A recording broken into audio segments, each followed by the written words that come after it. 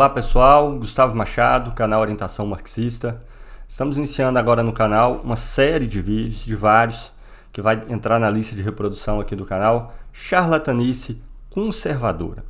E quase todos os temas que eu até já elegi, e que vão sair aí nos próximos dias, vão estar relacionados ao calcanhar de Aquiles do movimento conservador no Brasil e no mundo, que é aquilo que eles mais usam, a história. Tá? Porque o conservadorismo tem uma característica curiosa, né? Eles dizem estar se baseado na conservação, na continuidade, na tradição que fornece, por assim dizer, as bases sólidas que permitem a humanidade se assentando nessas bases de maneira gradual, paulatina, controlada, avançar de alguma forma. E o calcanhar de Aquiles deles, se você pegar o que qualquer conservador defende hoje, eles vão estar utilizando elementos que são extremamente recentes na história, foram produtos de transformações rápidas, violentas e diria até revolucionárias. Não todas, mas algumas. Porque caso contrário, o discurso deles seria indigerível. Tá? Você imagina um conservador nos dias de hoje defendendo a criação de uma nobreza, né? O retorno da nobreza, de figuras que teriam um estatuto jurídico diferenciado, né? Seriam mais iguais que os outros, ou seja, seriam superiores, desiguais aos outros e que, portanto, por direito, poderiam se apropriar de uma renda, né? E teriam que ser os proprietários de tudo, enfim, etc, etc. Então, eles têm alguns calcanhares de Aquiles. E qual a estratégia que os conservadores utilizam? É uma estratégia histórica de pinça. Eu nunca analiso o processo histórico em seu conjunto, com as principais forças envolvidas, o movimento geral que é realizado. Eu simplesmente pinço na história momentos, fatos, frases, elementos isolados que supostamente referendam um discurso que eu já tenho pronto. E um dos principais aqui é a Revolução Francesa. Por quê? Só para dar um exemplo, uma palavra que hoje está na boca dos conservadores, né? Embora eles nunca expliquem exatamente o que é isso, a tal liberdade, tratado assim, defesa da liberdade, Deus, pátria, família e liberdade, não é isso? Pois bem, isso era essa liberdade jurídica assentada numa igualdade entre os cidadãos que não teriam estatuto jurídico e formal diferente perante o Estado, um considerado nobre, o outro considerado um não nobre e, portanto, desiguais juridicamente falando. Isso foi imposto por processos bastante virulentos, revolucionários, e um dos principais símbolos desse processo é a Revolução Francesa. Então, eu vou reagir nesse vídeo aqui a alguns trechos do nosso Flávio Morgenstern. Não conheço, para ser bem sincero, esses casos sempre os inscritos me explicam embaixo quem que é. Eu confesso que vi ele recentemente aí a partir desses podcasts, nesse caso, um corte aqui do Inteligência Limitada, tá bom? Então, vou reagir e comentar o que ele vai falar aqui, que já é um jargão do movimento conservador a nível mundial, que eles escolhem, dentre as revoluções que aconteceram, as principais revoluções burguesas, né, aquela tríade, Revolução Inglesa, Norte-Americana, né, estadunidense e francesa, eles não gostam da francesa. A francesa eles repudiam. Aí estaria a origem da esquerda, do movimento revolucionário, dos marxistas e etc. A Revolução Inglesa eles gostam mais ou menos e fazem apologia principalmente da Revolução nos Estados Unidos, principalmente a Guerra de Independência e depois a Guerra Civil. Eles se dividem de novo, mas não vem aqui ao caso. Vocês vão entender como esse argumento ele é falso do começo ao fim, se você entender o processo histórico que está por baixo. Vamos aí, vamos ao debate. É um trecho bastante curto, vou passar aqui em duas partes, comentar o primeiro, depois comento o segundo, tá? Vamos divulgar esses vídeos que vão sair em todo o contexto que está no Brasil agora. Eu acho que é absolutamente fundamental. Essas ideias estão sendo difundidas para todos os lados e povoam hoje a mente de não poucas pessoas, né? Que recebem aí a conta-gotas esse tratamento histórico de pinça feito pelos conservadores no Brasil. Bola rolando. A minha bolha são de pessoas cristãs, que se preocupa com a sua existência. Eu me entendeu? preocupo, Então, assim, eu sou cristão também. existe uma preocupação dos cristãos mas o papo de que continuar cristão sendo... não pode ser esquerda, o que é isso, cara? Não pode. Na meu ver, não pode. Não pode. Mas você está entendendo que com isso você fecha a porta para o centrista que pode dizer eu acho que eu acho são religiosa. São duas questões diferentes. Você está me falando que eu deveria ter um discurso eleitoral. Eu não sou candidato, entendeu? Eu estou falando que é fato objetivo da vida. Como cristão eu posso falar. A esquerda nasceu na Revolução Francesa com jacobinos que tinham como objetivo falar, vamos enforcar o último rei nas tripas do último padre. Portanto, a esquerda ela nasce com o ideal revolucionário. E por isso hoje um padre que fala coisa de esquerda não é falso cristão, é isso? Mas claro, ele está obedecendo a estrutura, a toda a doutrina da igreja, ou ele está colocando uma interpretação esquerdista da Bíblia? O Papa não é cristão também, né? Não, eu acho que... falando. É o Federico Dávila falando que atacando assim... Não, mas você está me comparando com político. Eu não sou político, eu não estou procurando voto. Eu estou falando objetivamente. O que a Igreja Católica é uma coisa que ela é vítima da esquerda. A esquerda nasce para perseguir a Igreja Católica. Se você é um católico, é um discurso meu. Exato, eu acho que você como um discurso eleitoral, aí é um problema dele, entendeu? Eu acho que o Bolsonaro não tem que ter o mesmo discurso meu. Agora, eu estou falando um fato objetivo da vida. Se você me negar que a esquerda nasceu com o objetivo de perseguir a Igreja Católica e toda a nobreza, eu acho que eu vou ter que te dizer, olha, você não conhece a história da esquerda, porque a esquerda ela nasceu com este objetivo. É o jacobinismo, é o nome do jornal do Marx, lá no Vamos deixar o nome do jornal do Marx para depois. Mas então, primeiro, alguns comentários que são absolutamente fundamentais. Isso aqui extrapola, viu, gente, o movimento conservador. Eu cheguei a fazer um curso de história que eu não concluí.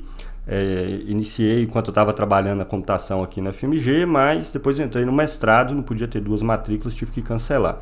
Mas ali eu já descobri um grupo de pessoas chamadas de republicanos, que engloba uma corrente aí de pensamento no Brasil, de várias áreas, que já tem essa visão, né? Eles escolhem entre as revoluções aquelas que eles gostam mais e aquelas que eles não gostam. Então, normalmente eles fazem uma apologia moderada da Revolução Inglesa, defendem a Guerra de Independência nos Estados Unidos, principalmente, e atacam a Revolução Francesa. É um negócio muito curioso. E a razão disso é o seguinte, a Revolução Francesa foi muito mais violenta, muito mais brutal, com um ataque institucional à igreja muito mais virulento. Não conseguiu, por exemplo, com a mesma facilidade que os Estados Unidos, resultar, após o processo, numa Constituição que foi universalmente aplicada, no caso, às colônias, aos estados das federações. É uma Constituição relativamente simples, com os direitos fundamentais do homem, a liberdade dos indivíduos, de igualdade, de propriedade, etc, etc. Inclusive a separação entre Estado e Igreja. Agora, meus caros, é óbvio, é evidente que a Revolução Francesa foi muito mais violenta que a inglesa e que aconteceu nos Estados Unidos, inclusive contra a igreja, porque a situação da França era radicalmente diferente desses países. Vamos lá. Inglaterra, Revolução Inglesa. O que precedeu a Revolução Inglesa?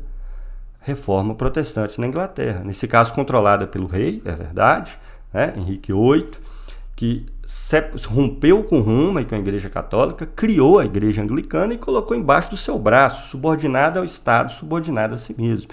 De tal forma que o poder real e efetivo de intervenção e mesmo a presença estrutural e o poder da Igreja na Inglaterra não era nada quando a Revolução Francesa acontece, quando a Revolução Inglesa acontece. Os Estados Unidos é ainda pior. Tá? Então vamos lá, a tese que ele está defendendo aqui, o centro disso que ele chama de esquerda, mas depois vai se transformar rapidinho no marxismo e tudo mais, é destruir a igreja. Esse é o principal motivo, é a principal razão de ser. Nos Estados Unidos é ainda pior, porque as reformas protestantes que começaram a acontecer na Europa, principalmente os grupos protestantes minoritários, foram de tal forma perseguidos, não só pelos católicos, mas pelos grupos protestantes dominantes, como os anglicanos na Inglaterra, que esse foi um dos principais bolsões de imigração para os Estados Unidos e que povoou originalmente, né, o que veio a ser os Estados Unidos sobre a colonização inglesa. Então, só para dar um exemplo aqui para vocês, uma da igreja protestante maior que existe nos Estados Unidos são os batistas, ou pelo menos eram até pouco tempo, não acompanho as estatísticas na ordem do dia. Tá? Os batistas surgem na Inglaterra, são fortemente perseguidos pelo Estado, pela Igreja Anglicana, uma parte inclusive vai para a Holanda, depois vão terminar nos Estados Unidos, a tal ponto de que a Igreja Batista tem 7, acho que são 7 ou 9, não me lembro, princípios que constituem a Igreja. E entre eles está a liberdade de consciência e separação entre Estado laico e separação entre Igreja e Estado. Tamanha perseguição que eles sofreram. Então a Revolução Inglesa e a Revolução Norte-Americana, lá nos Estados Unidos principalmente, para poder levar adiante aquilo que eles queriam, igualdade jurídica, formal, que são as premissas do próprio capitalismo, que os conservadores, ao seu modo, defendem, não tinham que enfrentar enquanto centro de poder colocado na sociedade, a igreja. Então elas foram processos revolucionários, no caso dos Estados Unidos, que teve a Inglaterra, que era o colonizador, como inimigo imediato, depois vai se desenvolver na Guerra Civil entre Norte e Sul, que tinham estruturas sociais completamente diferentes, e no caso da Inglaterra, menos ainda. E pior, tá? Na Inglaterra, quando se dá a Revolução Inglesa, já quase não tinha força, nem sequer uma espécie de nobreza no sentido lato do termo. A Inglaterra tinha passado por uma revolução agrária, já com o capitalismo em franco desenvolvimento, e que não era mais aquela estrutura tradicional, onde você tinha uma massa de camponeses vitalícios que viviam naquela terra durante toda a sua vida, depois dos seus filhos, depois dos seus netos, depois dos seus bisnetos. Não, a estrutura principal na Inglaterra era formada da seguinte forma: você tinha os proprietários de terra, que ganhavam a renda fixa ao arrendar, ao alugar a sua terra. Para quem?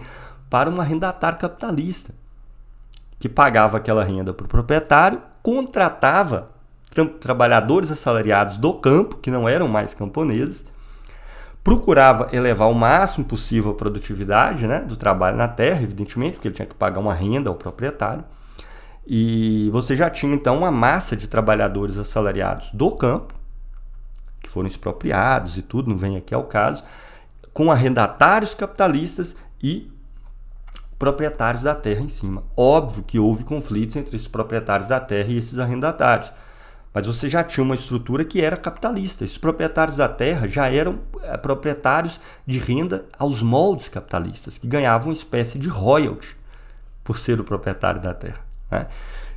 A França era completamente diferente, radicalmente diferente, tá? A França não apenas tinha uma estrutura social completamente fundada em camponeses vitalícios que moravam de maneira permanente ali, ou mesmo diaristas que recebiam como se fossem salários por dia, mas que viviam de maneira permanente naquele local, e uma nobreza de sangue, com estatuto jurídico desigual, que os faziam dele mais indivíduos que os outros, evidentemente, que viviam de forma completamente parasitária de renda, e inclusive um alto clero católico, que é aquilo que nos manuais aí de Revolução Francesa vai chamar de primeiro e de segundo estado. E que esse alto clero católico e essa nobreza, além de não pagar impostos, arrancavam o grosso das receitas estatais. Por exemplo, a partir de pensões, por exemplo, a partir de cargos públicos. A igreja estava estruturalmente plantada no interior do Estado francês, enquanto parte constituinte dele, política e economicamente, onde o poder espiritual da igreja exercia um papel de controle, de domínio ou de intervenção fortíssima sobre o poder temporal, né, dos Luís XIV da vida, dos reis franceses, etc. Então é evidente que com a Revolução Francesa tinha que enfrentar institucionalmente a igreja católica, no caso, onde a Revolução Protestante não prosperou. Chegou a ter uma Revolução Protestante, uma reforma protestante, né? Na França, que teve uma certa excedência, uma certa expansão, e foi rapidamente controlada e perseguida, tá? Então, uma Revolução Francesa que colocava finalidades muito parecidas àquela da independência dos Estados Unidos, que os conservadores reivindicam, e a Revolução Inglesa, que os conservadores em partes reivindicam, mas tinha como tarefa ali enfrentar e derrotar a estrutura de poder que constituía a igreja na França. Então são processos históricos radicalmente distintos. Então essa querela qual a minha revolução predileta, qual a revolução que eu defendo, é a francesa, a inglesa ou a norte-americana? Eu gosto mais da norte-americana, porque da norte-americana saiu uma constituição que foi a base que permitiu toda a estabilidade e desenvolvimento futuro dos Estados Unidos. É sério, quais eram os obstáculos sociais que uma revolução nos Estados Unidos tinha para superar? Não tinha uma nobreza de sangue, com estatuto jurídico diferente dos outros, de forma generalizada pela sociedade, né? Tinha escravidão no sul, por isso vai vir a guerra civil depois, mas é um outro papo, né? Então não tinha uma nobreza de sangue, não tinha uma religião que estava estruturalmente impregnada em toda a estrutura estatal e de poder. Nada disso existia nos Estados Unidos, né? Foi um país colonizado, é verdade que é sobre o genocídio das populações originárias que ali estavam, mas do ponto de vista da estrutura social que resultou disso, já era fundada na pequena, na média propriedade, já era baseada em relações de troca, com figuras com estatuto jurídico igual entre si, onde a igreja foi elevada para o âmbito privado, da associação até certo ponto voluntária das pessoas que participavam daquilo ali, ainda que as tradições religiosas fossem muito fortes, mas a igreja não era um organismo direto de poder arraigado no interior do Estado, onde existia uma divisão entre esse poder espiritual e temporal, mas não só a divisão, a separação de fato entre eles. Então é óbvio que as tarefas colocadas nos Estados Unidos eram muito mais simples do que na França.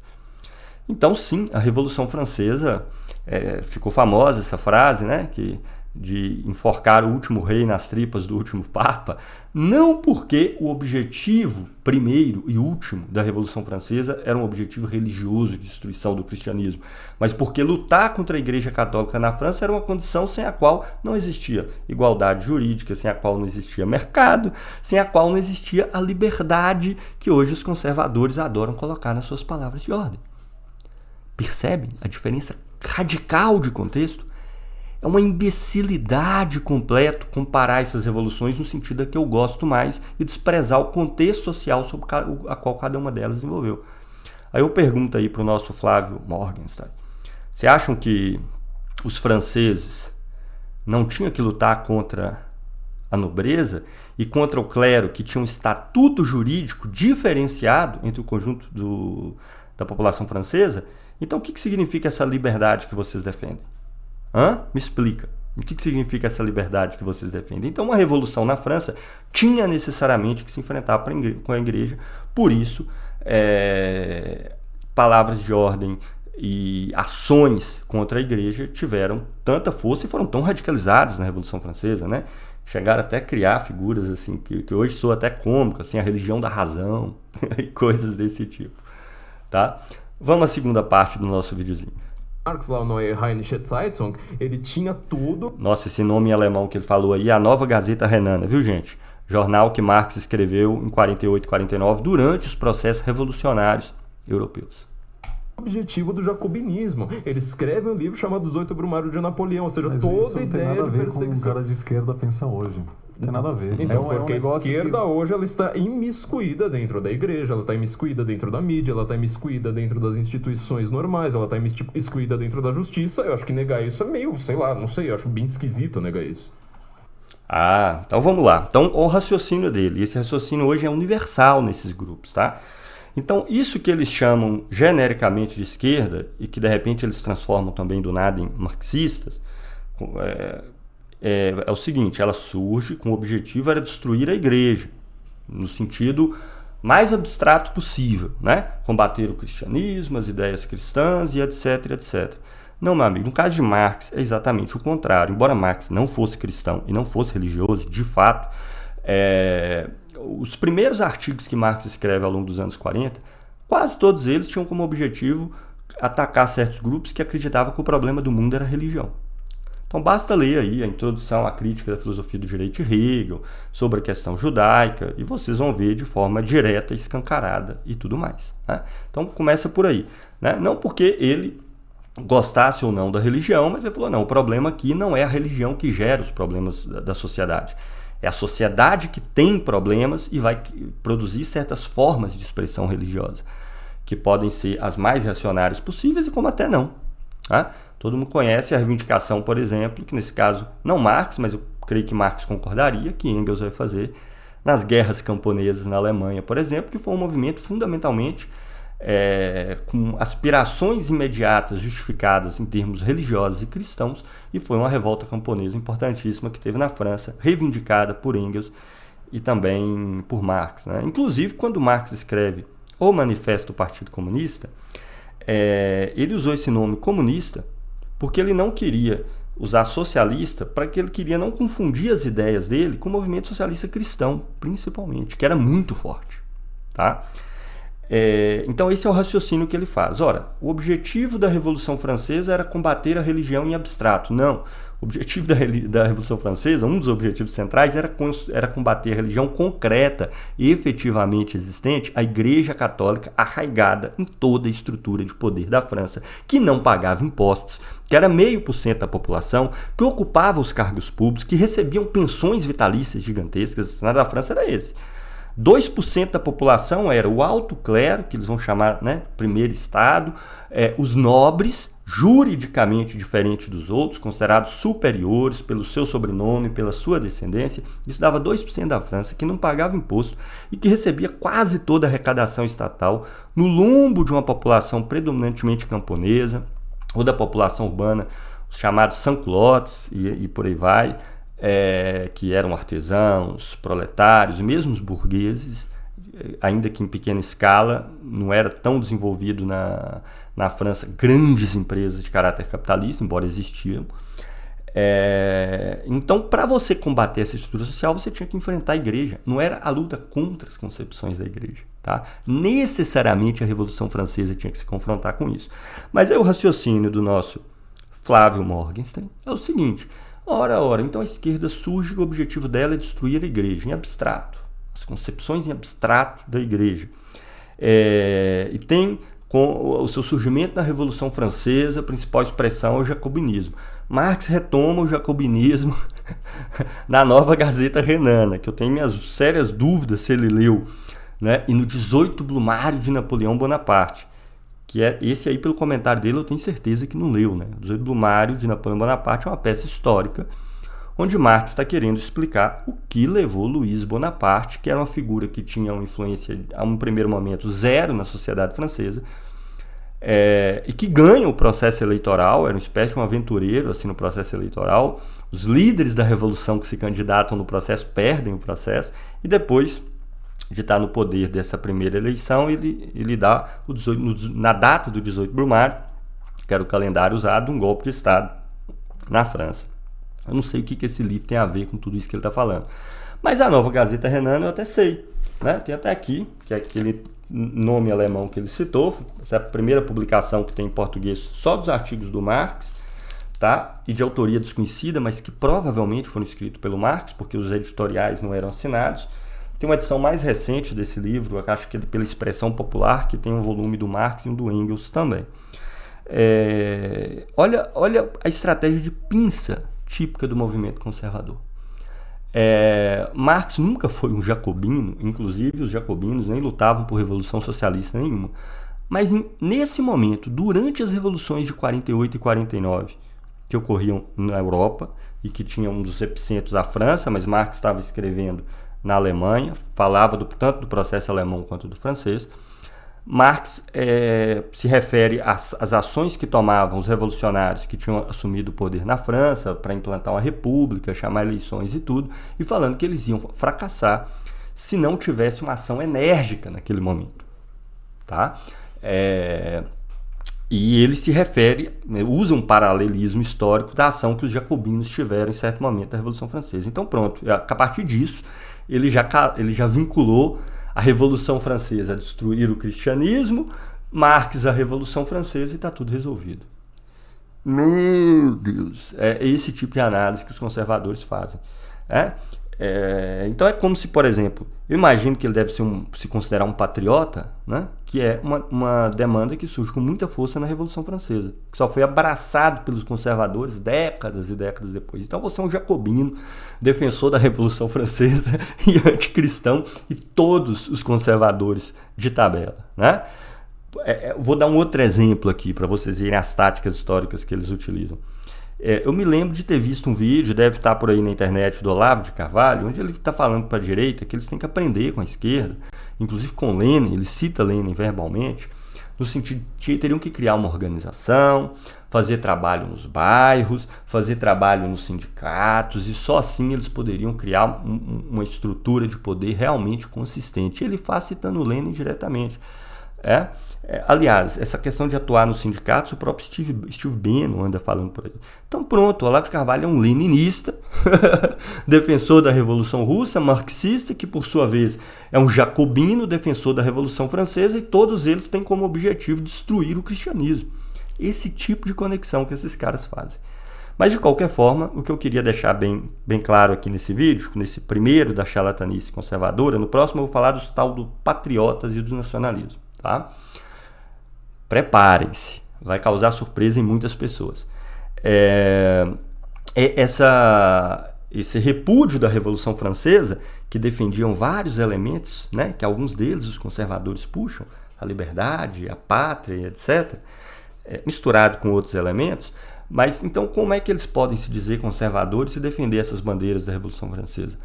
Não, eu repudio a Revolução Francesa está à origem de todos os maus da humanidade. O que eu defendo mesmo é a independência dos Estados Unidos. E aí eu tiro fora todo o contexto histórico da independência dos Estados Unidos. E engraçado que são católicos, né? Sem uma revolução, uma reforma, né? Uma reforma protestante, e a migração em massa de pessoas cristãs para os Estados Unidos, mas sobre a base do protestantismo e de igrejas que defendiam a separação entre Estado e a igreja, completa inclusive, teria sido impossível um processo de independência nos Estados Unidos, tal como ele foi. Tá? Então, coloca essa contradição para vocês cristãos católicos defensores aí do modelo da Revolução nos Estados Unidos em contraposição à Revolução Francesa. Fico por aqui. Os próximos vídeos saem nos próximos dias, vários, sobre charlatanice conservadora.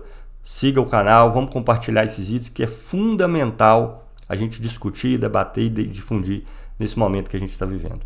Um abraço, até o próximo vídeo.